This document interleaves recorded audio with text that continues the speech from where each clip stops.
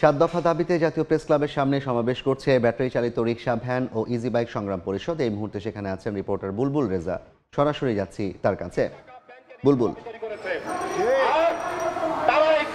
Rickshaw, autorickshaw, easy bike ঐক্য পরিষদ বা সংগ্রাম পরিষদের ডাকা এই আজকে জাতীয় প্রেস ক্লাবের সামনে সমাবেশ। সেই সমাবেশটি সকাল 11টায় শুরু হয়েছে এবং এই সংগ্রাম পরিষদের যারা নেতাকর্মী রয়েছেন তারা একের পর এক বক্তব্য দিচ্ছেন। তারা 7টি দফা এখানে তুলে ধরছেন। এই 7টি দফার অন্যতম যে দাবিগুলো তার মধ্যে রয়েছে খুব দ্রুততম সময়ের মধ্যে এই যে ব্যাটারি চালিত যে রিকশা রয়েছে, অটোরিকশা বা ইজি বাইক, সেগুলোর লাইসেন্স প্রদান করতে হবে, নিবন্ধনের ব্যবস্থা করতে হবে।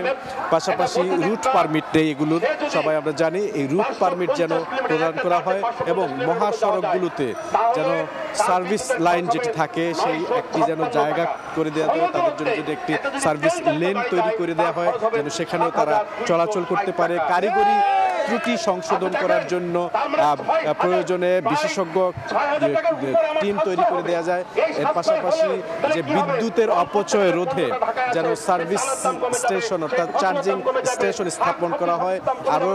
আরও একটি দাবির মধ্যে রয়েছে যে এই যে অভ্যুত্থান ছাত্র জনতার, সেই অভ্যুত্থানে যারা আহত কিংবা নিহত হয়েছেন, রিকশা চালক বা অটো চালক, ভ্যান চালক, ইজি ভ্যান চালক, তাদেরকে ক্ষতিপূরণ এবং চিকিৎসা নিশ্চিত করতে হবে। এবং আরও একটি দাবি, সেটি হচ্ছে বিভিন্ন আইন শৃঙ্খলা রক্ষাকারী বাহিনীকে যে রেটে রেশন সুবিধা দেওয়া হয় সেই রেশন সুবিধা চালু করতে হবে এই ব্যাটারি চালিত কিংবা অটো চালক যারা রয়েছেন তাদের জন্য। এই 7টি দাবি নিয়েই মূলত এই সংগ্রাম পরিষদের যে সমাবেশ সেটি অনুষ্ঠিত হচ্ছে এবং বক্তারা যেটি বলছেন যে রিকশা বা অটোরিকশা বা ইজি বাইক বা ভ্যান এগুলো হচ্ছে এমন যানবাহন যেগুলো কার্বন নিঃসরণ করে না, অর্থাৎ শূন্য কার্বন নিঃসরণ রেট।